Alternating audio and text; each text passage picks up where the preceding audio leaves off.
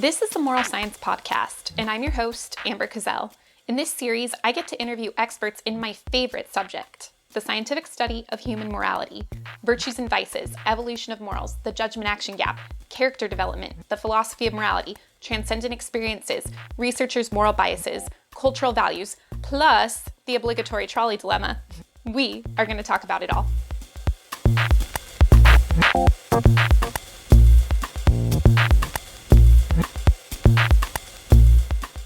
Dr. Stephen Vaisey is a professor of Sociology and Political Science at Duke University. He is the director of the Worldview Lab at the Kenan Institute for Ethics, where he studies the nature, origins, and effects of moral and political beliefs. Dr. Vaisey was part of the research team for the National Study of Youth and Religion and is the principal investigator of the Measuring Morality Project.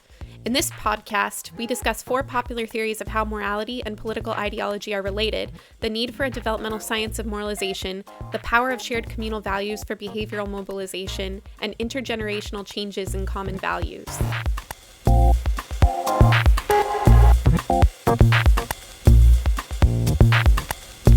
When I went to college, I did really badly. I think I had a 1.9 GPA my first semester, so I wanted to start taking some classes that would bring up my GPA. So I had taken French all through junior high and high school and stuff. So I took a bunch of French classes, and I decided strangely to major in French. And I was very much into literary theory and understanding all that kind of stuff.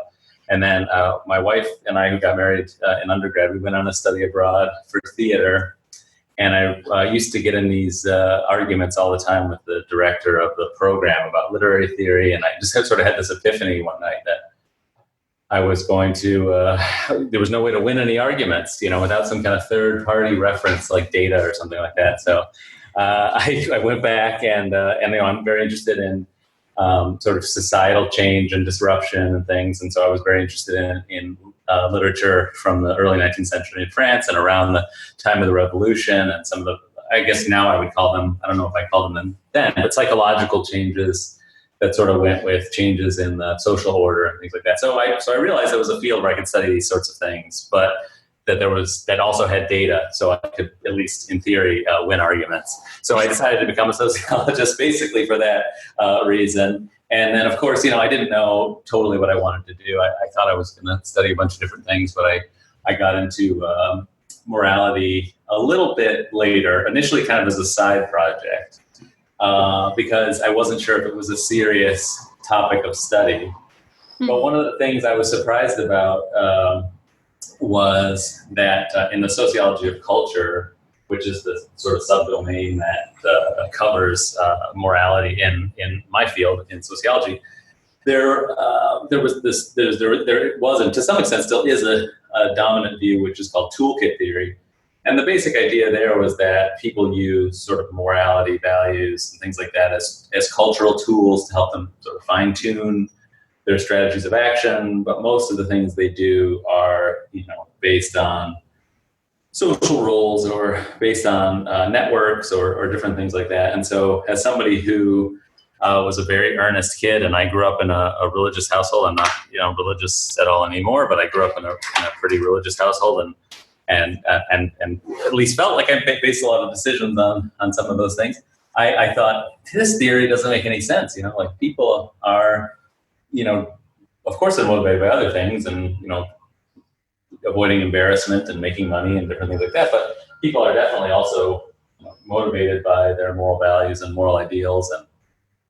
And so I started working on this initially as a side project in my second or third year of graduate school, and then got involved with the National Study of Youth and Religion, which was a big study, a longitudinal study of teenagers. And, so we did a huge survey. We also went out and followed them up. So I ended up interviewing some of the same kids in that project, at like age, 13, 15, 18 and, 20, 21 or whatever. And that was super interesting, over the course of that period of time. So yeah, just talking to people about morality, talking to people about their sort of worldviews and things like that just got me really fascinated. And in sociology, the emphasis is on diversity in the sense that, we don't assume that everybody's the same.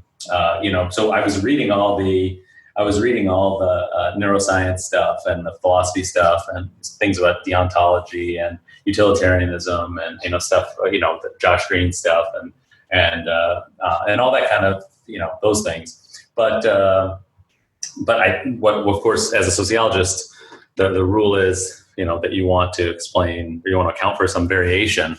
You want to understand, why are people different? Why are people arguing about politics? Why do people from different social classes see this issue in different ways? And so that's where I got really interested. There's probably a lot more to it than that. I ended up stumbling across John Haidt's work.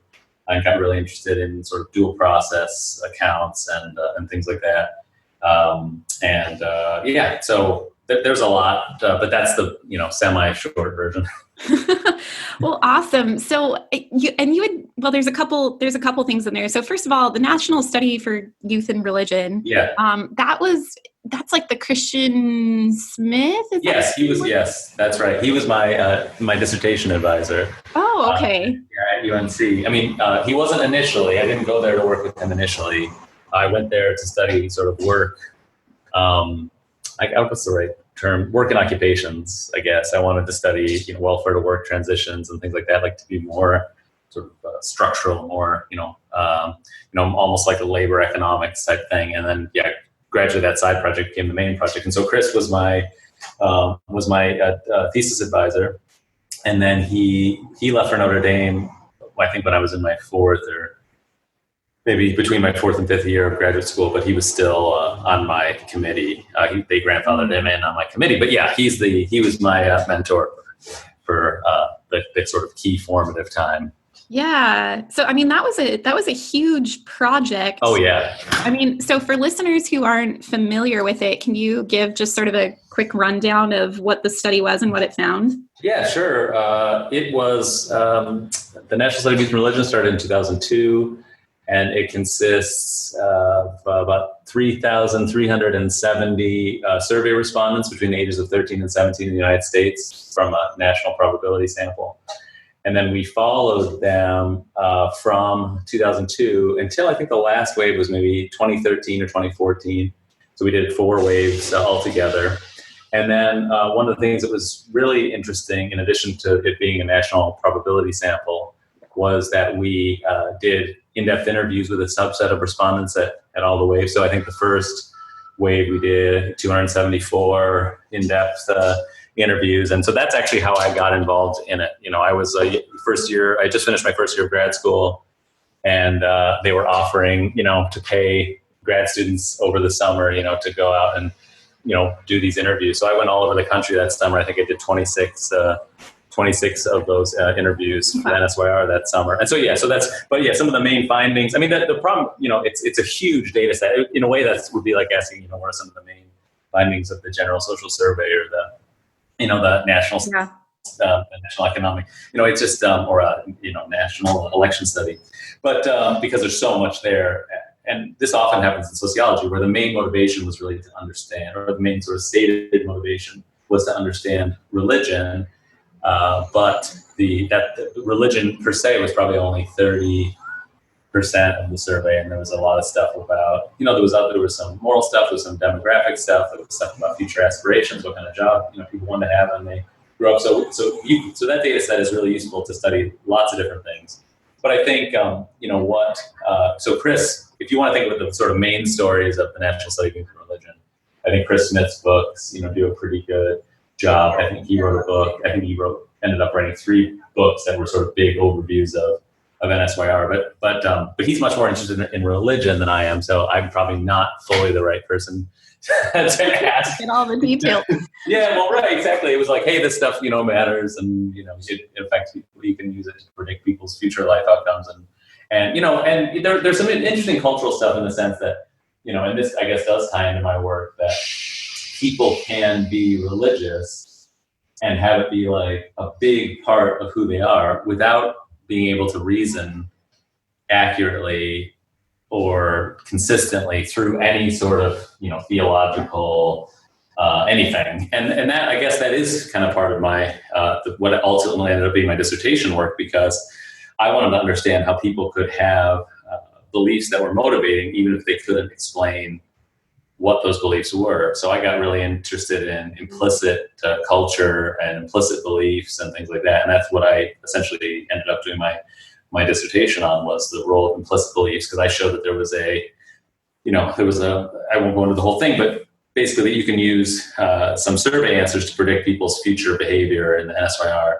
but there's very little connection between the kind of answers that people gave on the survey and the kind of answers that people gave in the interviews, because people just aren't good at describing their moral beliefs. People aren't really good at describing their moral views. So if you give them, the analogy that I always used for this was like art. If I show you 4 pictures, like 4 paintings, you generally wouldn't have 4 different paintings, and I say, okay, you got to hang one of these in your living room. Pick one. People don't generally have too much trouble with that. But if you ask them, you sit down with them and say, okay, tell me, what kind of art do you like? Most people can't answer that question very well. So that was kind of the basis for my dissertation work, which showed that, people's choices from a fixed list of moral stuff. So the question that I used most in my dissertation was the question said, hey, if you were in a situation where you were unsure what was right and wrong to do, how would you decide what to do? Would you, answer? The first choice was do what would make you feel happy. Second choice was do what would help me get ahead.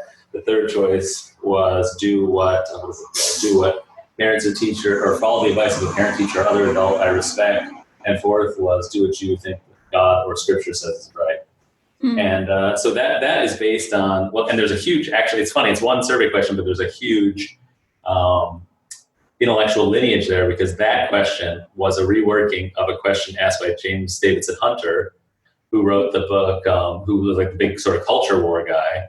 And that question, that when he wrote it, was an attempt to sort of operationalize the categories that Robert Bella and his colleagues wrote about in Habits of the Heart in the mid-'80s, which was a huge study of sort of moral differences in the U.S. So anyway, so that question has kind of a long pedigree. But as always in sociology, when you want national representative samples, you can't afford to ask like 20 questions about everything. Like, everybody gets their like 3 questions, and then, you just do the best you can with it, because that study costs millions and millions of dollars. So anyway, that's kind of how that happened with the NSYR. Yeah. So just that people can, and so I got really into, dual process theory and the psychology of, or I guess you'd call it moral psychology, that type of stuff. Yeah. Because it ended up being super generative for my work in sociology to understand, that people aren't going to be able to explain to you what their sort of deeply held beliefs are, but they can react to things in ways that help you understand what their commitments are. Yeah. So now, does dual process as a sociologist, does that mean essentially the same thing as it would to a psychologist? Yes. Yeah. I mean, yes. And that's where I got, because I sort of proceeded from, I read John Haidt stuff. So this was in the mid 2000s, 2005, maybe. I started reading John Haidt stuff, but not the more recent stuff, which hadn't been written, but the Emotional Dog and Rational Tail, and that got me to reading dual process theories more generally. And the idea there was that you can't just sit down and ask people questions and have them tell you what their theory is of why things are good or bad. They can judge, but they can't necessarily explain. And so I've been following that literature pretty closely ever since, and I understand that whether there's actually 2 processes or the sort of type 1, type 2 thing, for my purposes as a heuristic, I think it's very useful to know that there's something like implicit knowledge, but I don't have any, for the level at which I'm using it, it doesn't matter whether it's one process or one process that that is running for a long time, or a shorter amount of time, or whether they're really sort of biologically distinct processes. Whatever. We don't have any skin in that game, but I guess the idea is just that people can have commitments they can articulate. That is that was the big take home for me and for my students who've kept up work on that. So Andrew Miles at Toronto and is the one who's really kept trying to figure out the measurement side of dual process. But the words do mean the same thing as they would mean to a psychologist. Yeah. Cool. So speaking of like dual process and the Hunter's culture wars and Andrew Miles, let's introduce that line of work of yours. Okay. So I want to talk about, Steve wrote a paper with Andrew Miles about how morality is related to political ideology, and that there are sort of at least 4 various theories that have tried to claim, okay, here's how morality and political affiliation or ideology sort of linked up. Yeah. And then tried to find, like, what are the useful strands that come out of that. So I think a lot of the listeners by now are going to be familiar with moral foundations theory. Sure, of course, yeah. And then probably, I assume, Schwartz. I'm not sure about Hunter and Lakoff. Those were both, those theories were both new to me. So would you mind just briefly going over sort of all 4 of those theories? Yeah, no problem. So this really does come out of the Measuring Morality project, which I started when I was at Berkeley as an assistant professor, and then brought here to Duke with me. Which was, as I got into this literature and I was publishing stuff and started working with some psychologists. So I've done some work with John Hayden, Jesse Graham, and some other folks, and Morteza Degani, and So one of the things that struck me as I started to dig into this literature was that, there's just a huge number of ways that people have of measuring, moral stuff. So, people say they're interested in morality, but, one group's got the moral identity, and another group's got, the sort of Kohlberg-Turiel based stuff, and another group's got, this and that, and I know Darsha was just on your podcast, and so I invited. What I did was I got this grant in about 2010, 2011, I think, that for the Measuring Morality Project, and the goal of that was to bring together people from sociology, psychology, and sort of related fields. We had somebody from linguistics and some other people to basically try and field a nationally representative survey that asked people pretty much everything, to see how kind of everything fit together, kind of a Rosetta Stone sort of situation. That's what we wanted to do. So because I mean, a lot of these discussions are like, what are these political differences, or what are these differences really, quote unquote, about? What are the differences between liberals and conservatives really about? So with moral foundations theory, for example, to go through these, step by step, moral foundations theory, it's essentially that, everybody cares about harm and fairness, but conservatives also care about, about loyalty, authority, and purity. So that would be one example. So on that account, that's what those things are really, that's what liberal and conservative differences are really about. Then you have, Schwartz value stuff, and there it's a little more subtle, but Schwartz, has, of course, this, his theory of values that he's been working on for forever. Mm-hmm. And, with some refinements. And so there you'd expect there to be some, differences in liberal and conservative differences would be primarily about like security, about conformity, about tradition versus, universalism, self-expression, things like that. And so that would be on that account, that's kind of what those, would really be about. And then you have so the 2 that might be new to you were George Lakoff's work. And so George Lakoff, this, depending on how old you are, I think you're maybe too young for this, but George Lakoff was like in the Al Gore era, the sort of the 2000 election. George Lakoff was like the guy, like the scientific guy for understanding moral differences, and he had this book. What the hell's the name of this book? I'm trying to remember. I'm totally blanking on it. I can visualize it in my mind, but I can't see the title. But anyway, it's Moral Politics. Okay, yeah, there it is. So his argument basically is that liberal and conservative differences really come down to differences in parenting style, that essentially what you have is politics is super complicated. So people reason about politics from things they understand. And there are 2 basic cognitive models of parenting, the strict father model and the nurturant parent model. And so Lakoff says, those are the orientations people have, and then those get elaborated into what we would think of in the U.S. as being, traditional conservative view and traditional sort of liberal view. And, the strict fathers, like, people have to own their actions. You have to take responsibility for the things that you do, personal responsibility, tough love, that kind of stuff. Whereas on the nurturant parent side, it's things like, helping people support their development, and, sort of more active nurturing role where, people need support to reach their potential and things like that. So anyway, so Lakoff had this theory, and it was really based on, he's a philosopher, he's a linguist really, but has written a lot of stuff in philosophy, and this was a huge deal. He had this book called Don't Think of an Elephant, which was, trying to help Democratic Party operatives learn how to speak in ways that would be sort of morally effective at persuading people and things like this. So he was a huge deal in the early 2000s, the time period. And he's still, I haven't kept in touch with him for a while, but we were colleagues at Berkeley. We've done one dissertation together, I think. And but anyway, he had this theory of the sort of strict parent nurturing. And so and there were a few pieces in political science that had tried to measure this using data from the National Election Study.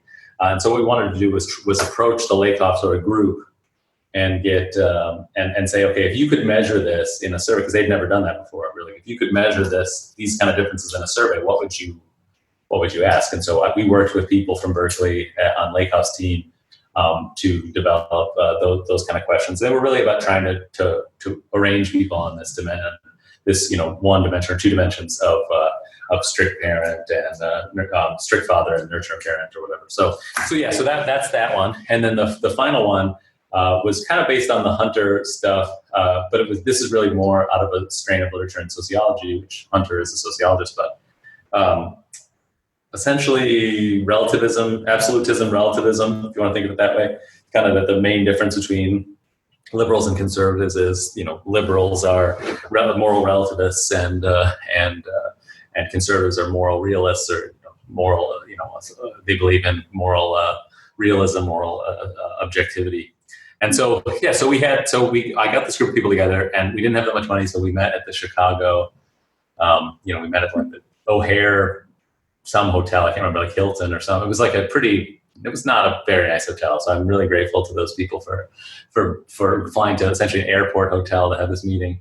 So I got, a bunch of people together from, it was a pretty good group. Jesse Graham was there. I'm trying to remember who else was there. Darsha Narvaez was there. Was it the group that's on that Measuring Morality website? Yeah, on the site. Yeah, Linda Skitka, Lane Jensen, and then from Matt Feinberg.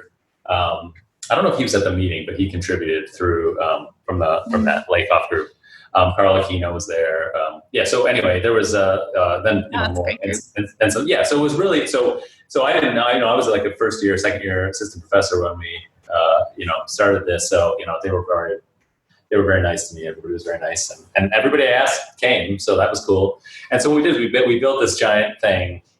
We built this giant survey, and wanted to understand, see if we could do this sort of Rosetta Stone. Like say, okay, when somebody answers like this on moral foundations theory, what does that imply about how they would answer in terms of moral relativism, absolutism, or when somebody has a Schwartz value profile that looks like this. Where would they fit into Height's scheme or whatever? So that was kind of the idea. And it turns out that's a really, really hard problem because of measurement differences. I won't go into all the technical details, but all these questions are measured with very different types of scales and things like that. So that issue poses a problem. But so I won't go into some of the failed projects that we have fooling around with that data. But some of the more successful things we did were that we wanted to look at political differences. So Andrew Miles, he teaches at the University of Toronto now, he and I did this paper on that you mentioned, which is on political differences. And the main thing about that paper is that we try to say, okay, let's try and predict whether a person says they're liberal or conservative, kind of with with all these things we have. And we didn't use everything because we wanted to, kind of keep it we didn't want to have 12 different theories. We kept the ones that were pretty firmly oriented toward understanding political differences. And so we did that. And it turns out that what we came up with, I didn't realize this at the time. I wish I realized it at the time. I should have realized it at the time. But essentially what you have, we found a few different dimensions and using all these different things. And the main dimensions are essentially how much do you care about people you don't know? How much do you care about, others, innocent life or other people or whatever. How much are you worried about other people? And so some people are more worried and some people are less worried.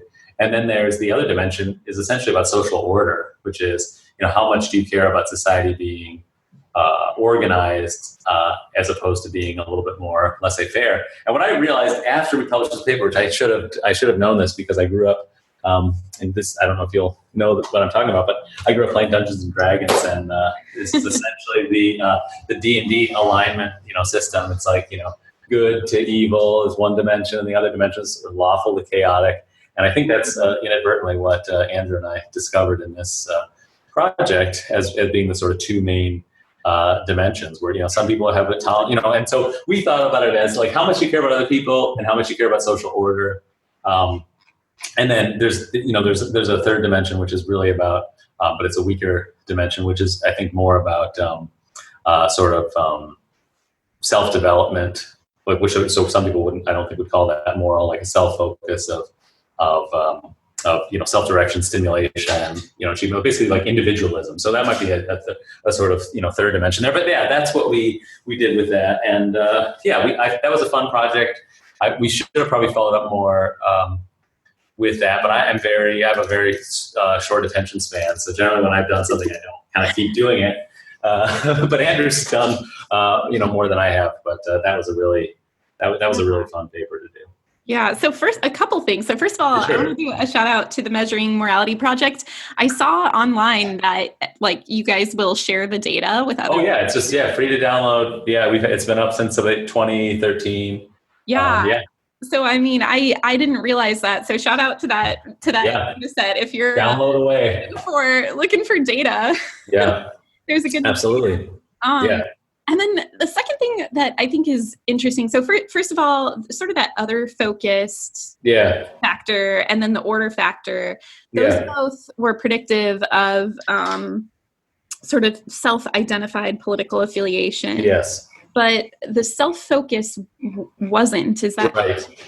That's right. Yep. And I think that's because, a lot of people, that probably has more to do with, that probably has more to do with age, to be honest. I would guess that has more to do with generational differences and potentially class differences than it has to do with sort of political worldview differences per se. How much is life about, about your own personal development and personal achievement and things like that. So I think, Andrew and I have another paper where we try to predict, where we use demographic stuff to predict moral differences on a bunch of different scales. And this would not surprise, I think, sociologists. But the real issue there is age. I mean, and age, but age, you want to be careful because age in a cross-sectional survey, like measuring morality, age means two different things. Age means like how old you are when you take the survey, but it also means what year were you born. Yeah. And so like a lot of the rest of the work I've done is about disentangling, like different kinds of change. And so the way to interpret age is not that people get, whatever, more conservative as they get older, things like that, which is mostly not true. What it is most people's views reflect the circumstances of their birth. Yeah.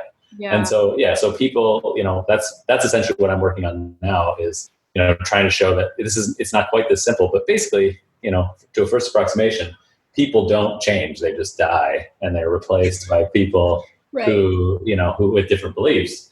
And so I have a couple papers, another one just got accepted yesterday that show that in different ways. But so it's not a big surprise to me looking at that the main differences for predicting morality are not even politics.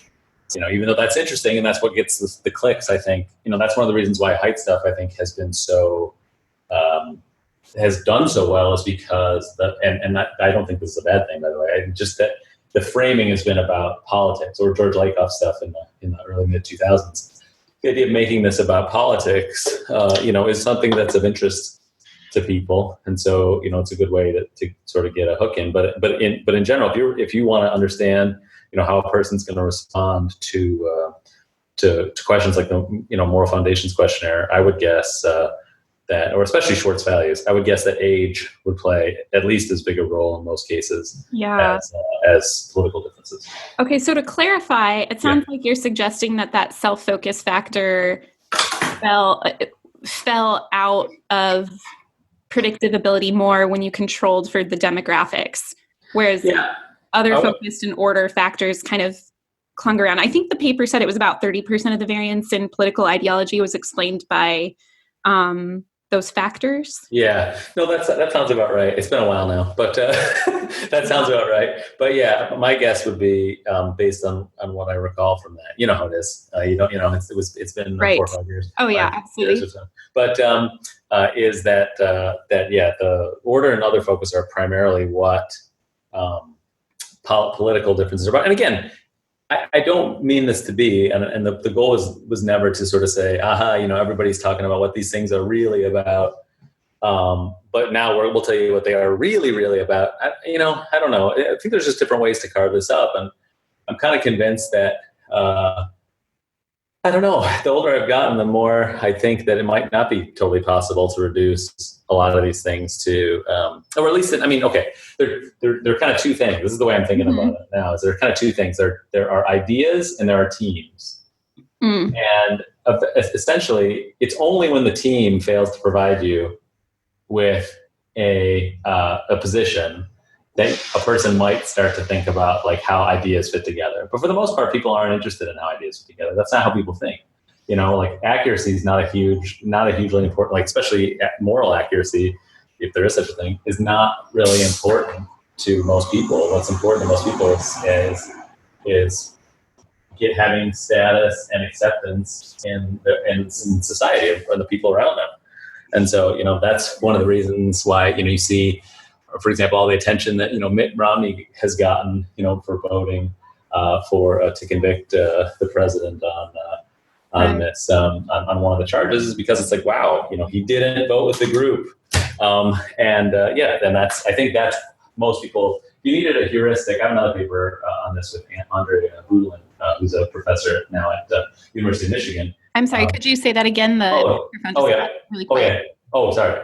Andre Boudlin, who's he is one of my former students from Berkeley and is a professor at Michigan now. He and I published a paper about 2 or 3 years ago in American Journal of Sociology that shows that looks at belief networks, essentially saying if beliefs really do grow out of a central principle, or if political views really grow out of a central principle, could we look at patterns in the data and try to identify what that central principle is under a very simple model of belief generation? We know the model is not realistic; it's too simple. But if you build a model like that and try to make it fit with the data, the only thing that looks even remotely plausible as a source of structure for holding ideas together is political identification. Do you consider yourself liberal or conservative? And so I think that people like us who think a lot, we sort of assume that people are interested in making ideas fit together. And this goes back to 1964, Philip Converse, in political science, talked about constraint, and basically most people, the ideas aren't people aren't logical. They don't spend a lot of time thinking about this stuff. And I think if you want to think about it, maybe from an evolutionary, point of view, in one sense, it's like, well, how important is it for you to be right about abstract things, as opposed to how important it is to be, accepted, by your group and get access to the resources of your group? I mean, it's pretty much a no-brainer. Let's say I went around my whole life and thought the Earth was flat or something. It's like that really wouldn't affect. The only bad effect it would have in my life is people there would be a stigma associated with it. Yeah. Yeah, but it's like it wouldn't affect really any of my sort of daily decisions. So I think a lot of moral issues or political issues are like that too. Yeah. Are you familiar with Peter DeCioli's work on like shared common knowledge and like moral judgment as kind of essentially an in-group out-group signaling? Right. Do you know what I'm talking about? Yeah, that sounds familiar. I don't know the name in conjunction with that, but okay. Well, he and I are emailing. Fingers crossed he's coming on the podcast soon. But looking forward to it. Interesting work, but I know it's as somebody who tries. I'm sure I'm just as much of a hive mind as everybody else, but I try to think critically about issues. Yeah, and it is depressing to think that people just operate purely on who they happen to be friends with, or like the circumstances of their sort of their social birth, like what groups they grow up with. It's kind of depressing. Oh, it is totally depressing. I mean, yes, it is depressing. There's this book that just came out like a couple weeks ago by Hugo Mercier about I can't remember the title of the book. I'm struggling with titles today, but it's basically about how people aren't as gullible as people think. And I do think that's true. And so the interesting thing is to fit these two things together. Like, how can it be that people's views depend on their social groups that they grow up in and all this sort of stuff on the one hand, where they happen to be born, what class, religion, et cetera. And then on the other hand, the idea that people are difficult to persuade, and I'm because advertising isn't particularly effective. Political advertising isn't particularly effective.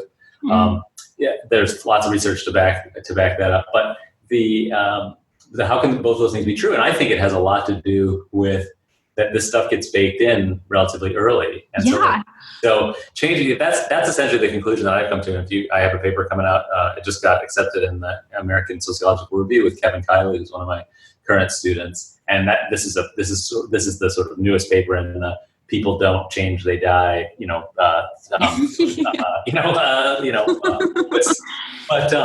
but yeah, that's, what I realized is that, we don't study enough about, we need a developmental moral science, because and not just like what is universal about it.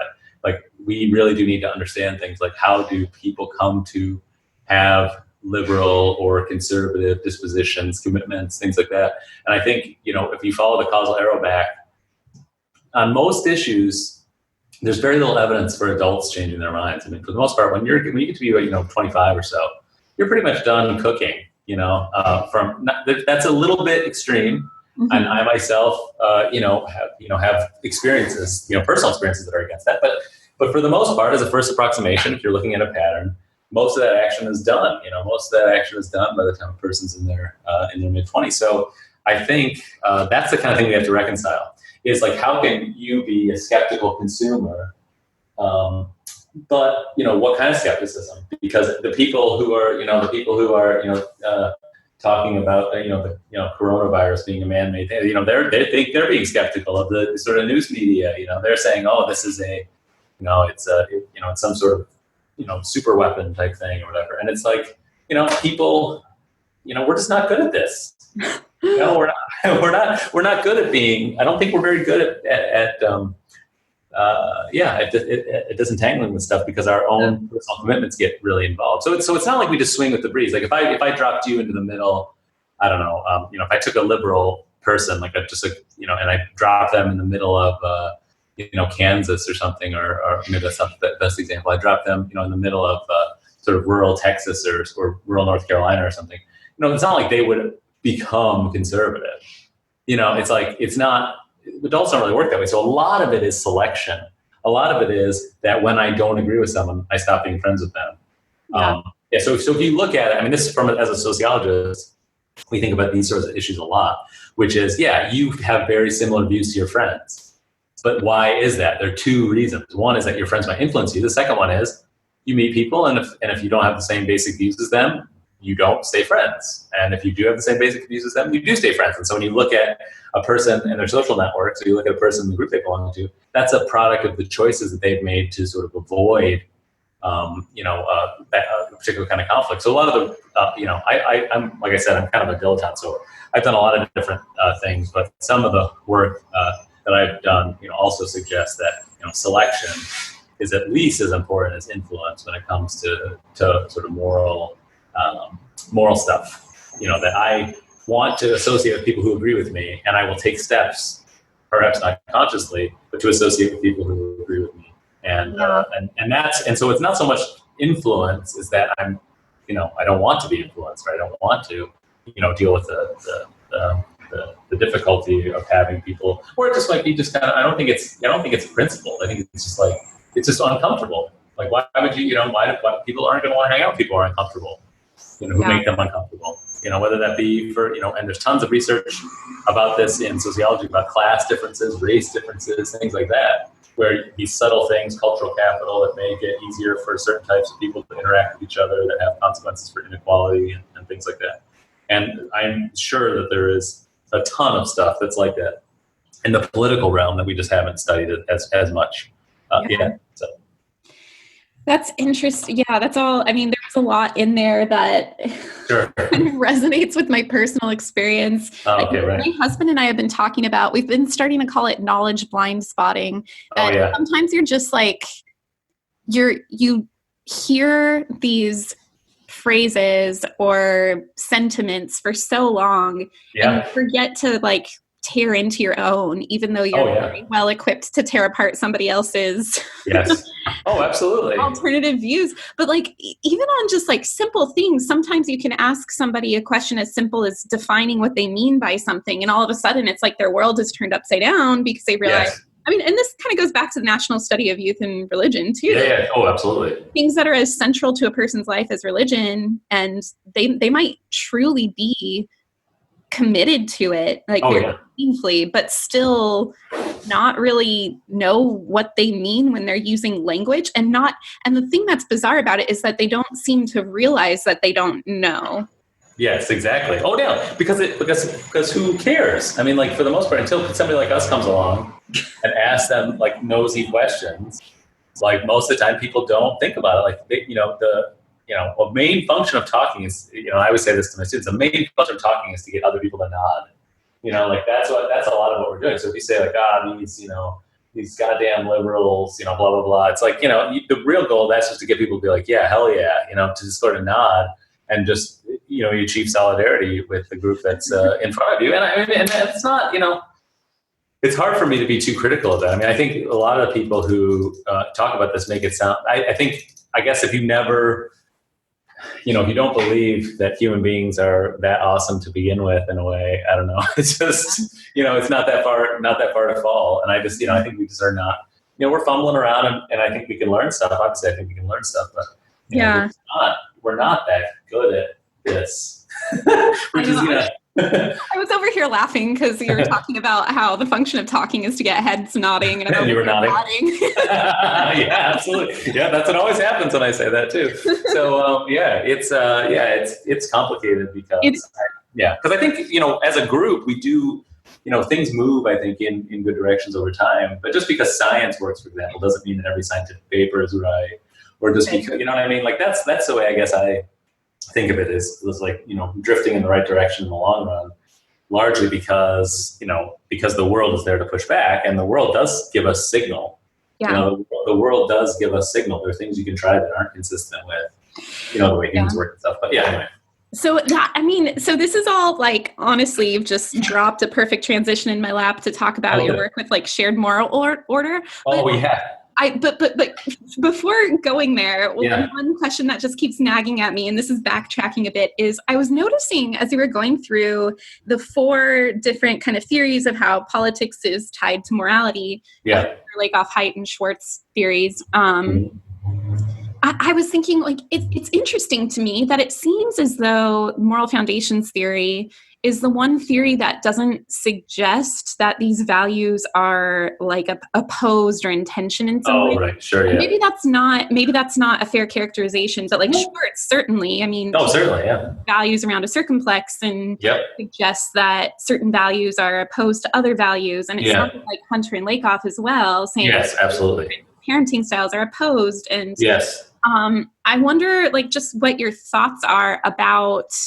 I mean, first of all, what your opinion as a researcher is what you've seen, whether or not these values do seem to be opposed in some way, right? Or if that is only opposed in this because of some of this hive mind stuff we've been talking about. And also, sorry, just one. No, go ahead. Like, because you had mentioned it was actually really difficult to stab into and kind of tease apart how each of these measures are related to one another, even just statistically. And I wonder if that plays into it somehow. Yeah, no, I think that's a really good question. I mean, I think if you look at, let's take something very simple in the first place, which is that if you look at Schwartz values, the way that works, if you think about how the data is actually collected, is with the portrait values questionnaire usually these days, is you give people like a little vignette about a person, like, oh, this person really likes to enjoy herself. She likes to spoil herself or something, or whatever. It's like that's one of the sort of like that's not exactly right, but that's one of the sort of hedonism questions. And then people say, oh, this is not like me at all, a little bit like me, up to very much like me. And so the construction of the circumplex is achieved by subtracting off. By ipsitizing, by subtracting off all of the average score for each person, and that's a theoretical decision.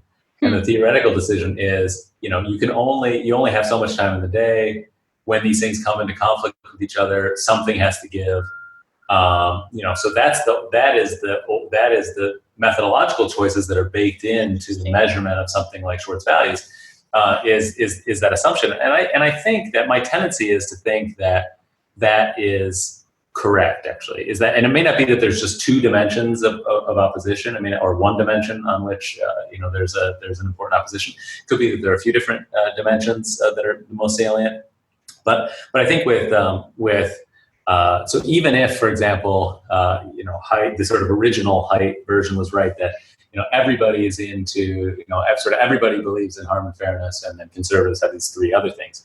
I mean, even if that was the case, what that would mean in practice is if you imagine like a legislature, and in sort of the liberal legislature, there's 50 seats for harm and 50 seats for fairness, and in the conservative legislature, there's 20 seats each for these five things. What that's going to mean in practice in a person's life is that they're sometimes going to choose things. Harm and fairness are sometimes going to lose, like one or the other is sometimes going to lose a vote, and even though they're represented just as much as the other ones.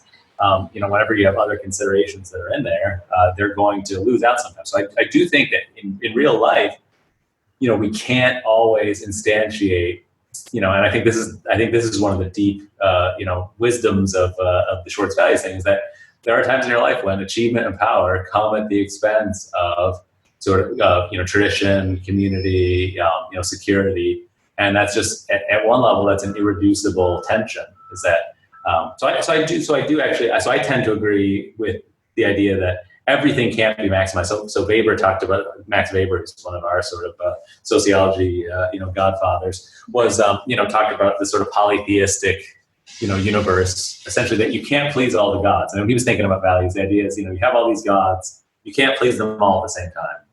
Mm-hmm. And I think that I do think that's basically right. Yeah. It makes me also kind of imagine there with your analogy with the seats.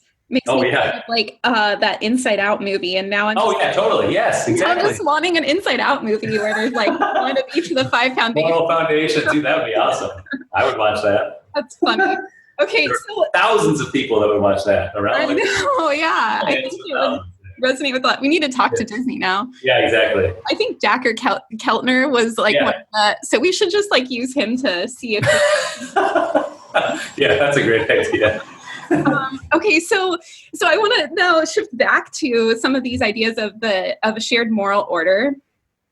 So Steve has written a paper in the past about how a sense of community oftentimes boils down to a shared moral order. I'm gonna let you explain it. Yeah. I'm not gonna do it justice. No, there's a funny story actually behind this paper, because I wrote this. This is the first paper I published in American Sociological Review, and I published the idea for this project actually came as a graduate student, because I was on the grad student listserv, at UNC, where I did my PhD, and there was a lot of discussions about things like, we need to have more parties. The department feels really disconnected. We need to have, more parties, or more, like picnics or baseball games, whatever, just trying to bring us together. And I remember sitting there thinking, well, those things are all good, but that's not the reason the department is having trouble, with cohesion. I think it's because everybody's just doing different stuff. Like, people just don't agree on like what the basic idea is of science. They don't agree on what it is we're supposed to be doing as sociologists. There were some, tensions in the department over what kinds of, research were more valuable than other kinds of research, or things like that. And so that got me thinking, like, how could you empirically study what causes people to have a sense of community, like what causes people to feel like they belong to a community. And so at that time, this was again the early to mid 2000s. The paper came out in 2007, but it was early mid 2000s. That the thing that everybody was talking about was Robert Putnam's social capital. Like social capital was something that just everybody was talking about. And so social capital is essentially an argument for shared spaces, bring people together, bowling leagues, things like this to create a sense of solidarity in society. And that struck me as being just sort of implausible that, just because people spend a lot of time together, they're in meetings together, they do things together, that's not necessarily going to generate a sense of community. And so I had heard of this data set that was collected. This is such an awesome data set. A lot of people have used this now, but it was collected in the 1970s, and it was some sort of stratified probability sample of 60. It was the whole sample, 60 communes in the United States in the 1970s. So intentional community groups where people were trying to build a sense of community. They varied in size from like 5 or 6 up to I think the biggest ones were like maybe 70, 80, 100, something like that. And so this guy Ben Zablocki, who was at Rutgers, I think he's retired now, but was for many years. He wrote this amazing book. If you have any interest in communes, it's just it's such a good book. It's kind of hard to get now, but. And what was it called? Sorry. I can't remember. I knew you were going to ask that, and I'm batting about zero on titles. I think it's Alienation and Charisma. That's what it's called. Yeah, it always comes to me eventually. Alienation and Charisma. It's a really, really, really good book. Okay. But it's kind of quirky. But this is back when the NSF was funding like basic social science. So this project was funded by the National Science Foundation in the 1970s. It's impossible to imagine now. But so anyway, I had a guy that I knew, John Levy Martin, he was at Wisconsin, I think at the time. He was at the University of Chicago now. I had some interactions with him over email, and I knew he was the sort of custodian of that Zablocki data set of the urban communes. So I said, hey, can I use this data set? And so he packaged it up and sent it over because, they were in the process of making it public. And so I had this data set of communes, and I had the variables I needed for about 50. And it was really interesting because I contrasted a bunch of different potential explanations because there was so much data. So because they not only did surveys of everybody in the group, they did network stuff. They asked like everybody about everybody else in the commune. Ethnographers were sent to every commune and took notes, and then those things were coded. And it's such a cool project. It's just hard to imagine anything that awesome being done now, but it's just so awesome. So I went through and coded everything up, and essentially I was thinking about lots of different sort of competing explanations, like, is it the amount of sort of economic sharing? Is it the amount of time sharing? Is it about the sort of spatio-temporal interaction? Trying to think of the other ones, or is it about like authority, like the organization of authority in the group, like are more authoritative groups?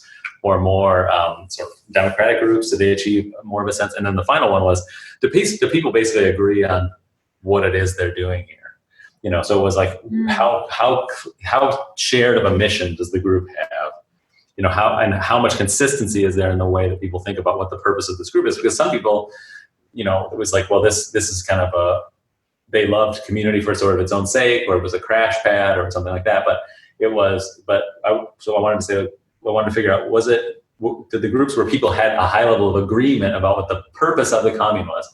And so to make a long story short, basically that just kind of blows away everything else. That, ultimately it was about the sense of community, the we feeling of the group is almost entirely a function of the amount of sort of consensus around what it is that they were trying to achieve. And the other things may have mattered a little, or in a couple of cases, actually, they switched signs, became negative. And of course, this is a very idiosyncratic data set, but it's just such an interesting one. And I have continued to think about this. And Chris Smith has written a bit about shared moral orders, and I've definitely been influenced by some of the work of Charles Taylor, other people who've written about that, philosophers who've written about that sort of thing. So we don't have fantastic measures of that because we don't know what other people think. So if I could change one thing about the data collection world in social science, I would every time, and you couldn't do this, so this is a pipe dream, but so every question you ask somebody, say, okay, and what do you, now let me ask you what you think that, the typical person in your country believes about that issue.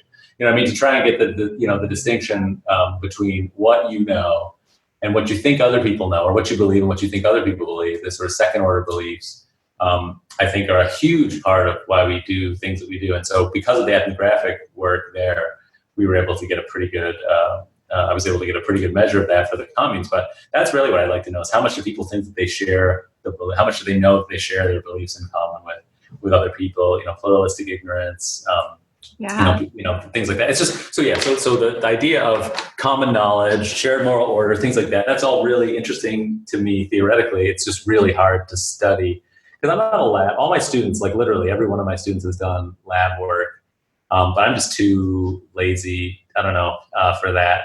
It sounds something, I don't mean it to be like sort of, oh shucks, but it's really, I just don't, I do my best when I'm just like, have some data and some ideas, and I'm thinking about what's going on. But my students have been much more rigorous about this. But that's the kind of thing that I would really like to understand better. My current student, he just graduated, Josh Doyle, will be a professor at Purdue next year. He does a lot of work on thinking about sort of common knowledge and shared moral order, especially around environmentalism. So so to take some examples from the stuff that he's doing right now, is thinking about, well, how much, it doesn't matter if you think recycling is important unless you think that other people also think it's important. Because if you just recycle, it's not going to, that's really not going to do anything unless everybody does it together. So even if everybody individually thinks that it's important, but everybody else thinks that it's not that important, then you're less likely to act on your own beliefs because you don't think that it's going to. So there's a little bit of a game theory dilemma there, and I think shared moral order is related to that. So yeah. So as you've been thinking about, I'm sure you can't help but think about this research about a shared moral order when you're looking at sort of the political atmosphere today. Like, have you gotten any inklings for new research ideas or any observations that kind of stand out? Yeah, I think what you're seeing, if I haven't written about this yet because I've been focused so much on sort of generational change and things, but I think one of the things that's happening now is that everybody believed that the norms were binding. So in that sense, like in our political discourse, there were certain things that happened that didn't happen, not because they were against the rules, because they just simply weren't done. And I think what's happened is, and there is a huge element of common knowledge to that, which is that everybody thinks this is going to keep happening the way that it is, and all it takes is some people basically willing to completely disrupt that system. And I think that's the situation you have with Trump, is that, somebody just says, I'm not going to follow the rules. That it turns out that we have a lot less moral order in common than we realized. And a lot of it was just based on sort of inertial norms. And I talked about this all the time with Chris Smith in graduate school. We would get talking about, abstract things. And there is a sense in which, you have to wonder, what is, the way I always talk about it was, what's the half-life of a sort of unarticulated commitment to democracy, for example. Like, I believe that people can continue to support democracy and support freedom and self-expression and things like that, out of habit. But I think maybe even for a long time, but, in the long run, if you don't have some sort of shared basis for that view, like people are all, and again, I'm not religious, so this is not my own personal view, but that, the idea that people are created in the image of God or something, if you don't have that view that's shared, what's the basis? People talk about like the Declaration of Human Rights, and to me, it's like, well, why? Who cares? I don't personally believe that, but I wonder if a person's a skeptic and just comes along and says, who cares what the UN was talking about in the 1960s or whatever. It's just, I think that that's a problem, is if you push, I don't think there is much, shared moral order on some of the political divisions that we have. I think there are about a lot of things, but the things that we're arguing about, what we're seeing now, is just, it looks like a situation where there's just not a lot of shared. So what happens though is that it does come down to teams. It does come down to teams, and I don't think that even if you could get everybody to agree with things, and I think you can get, self-reliance is an important virtue. Everybody's going to agree to that, and that's pretty much true. Most people are going to agree with that. The level of agreement is going to be quite high, but like what to do about that sort of thing has a lot to do with teams. It has a lot to do with what your team says. And I mean, and that's just, we can't spend, we're not full-time, even I'm a professor, I'm full-time thinking about this stuff. I don't have time to spend all day thinking about, okay, what's my personal view on climate change? What's my personal view on charter schools? What's my personal view on, that would be impossible. It'd be totally impossible. So people do, it's not insane to use party as a heuristic, or to use, sort of like, what team am I on as a heuristic? But I mean, it does have disadvantages too. And it does mean that I think it's, when these differences come up, it's harder to change them. So yeah. Anyway, that's just general interest stuff. But I run a lab at Chris Johnston, who's a political scientist here at Duke, and I run we co-run a lab that's pretty much all sociologists and political scientists, but it's called the Worldview Lab at the Kenan Institute for Ethics. And these are the kind of issues that we are working on people research or funding and stuff. So yeah, I'd love to hear just in these last couple minutes about what you're working on now with the Worldview Lab, what you're thinking about, what you're moving towards. So the Worldview Lab is it's a group of us. We're funding projects. We're looking at we're doing a couple things. So I'll talk about a couple things real quick. First is we're trying to get funding for a project where we want to understand whether people's perceptions of other groups' values are accurate. So, so we want to see, and this has happened a little bit in the effective polarization literature and political science, where you'll ask people questions like Doug Aller's work. You ask people things like, okay, what percentage of Republicans earn over $250,000 a year? Democrats will get 25%. It's like, of course, it's not 25%. It's less than 1%, because not that many people in the United States make that much money. But anyway, it's probably 1%. But anyway, so we want to see to what extent correcting people's misapprehension of people's values might help reduce effective polarization. So that's one thing we're looking at. Another thing, that I've mentioned a couple times already, is that Kevin, Kiley, and I are working on models, sort of theoretical and statistical, of political change over time, and how does political change happen over time, and looking at cohorts as sort of the primary driver of that. But some of the interesting part are the exceptions. You can see exceptions, like one of the variables, or one of the sort of sets of variables that doesn't behave like everything else over the sort of mid to late 2000s or early 2010s period, is gay rights. And you can really actually see some evidence of adults changing their minds. So I think so what we talk about in that paper is there's sort of a limited supply of salience to override the usual pattern. So, so the usual pattern is you learn stuff by the time you're 25, your opinion's pretty much settled on it, and that's how it is. But there's a limited amount of sort of social salience that you can get people to pay attention to, and you can get adults to change their minds on that topic. But that's like a very, very, very unusual pattern, and it really doesn't happen very much. And then, so that's that. There's one more thing I was going to say, but I don't remember. But that's, so the idea of people not changing is a big part of it. And then finally, the real issue that we want to move into the future, and this is something that Chris Johnston and I talk about all the time, is and neither one of us has a tremendous amount of experience with this, but all the work we're doing really suggests that we need to push the study of political socialization, cultural socialization, like back into adolescence and childhood, because that's got to be where. So we're only talking about this now, and we'll see if we ever do it. What we really need to do is we really need to start with a group of 6 to 10-year-olds and just follow them for 30 years. And we could do it. We're both at a stage in our, I'm 43. I don't know, he's younger than I am, but I could conceivably do this for 25, 30 years. And I think it would be the right thing to do, but it's just, it's sometimes hard to get motivated for that, that kind of project, or to get somebody to pay for it. But I think that given all the stuff that we're learning, this has to happen somewhere. It has to, and I don't think it's sort of baked in biological differences. That's not persuasive. I think obviously people have tendencies, psychological tendencies and things like that. And so I think there's certainly some genetic component to those. But it's not just certainly people coming out and being like, oh well, this person was born a liberal and this person's born a conservative.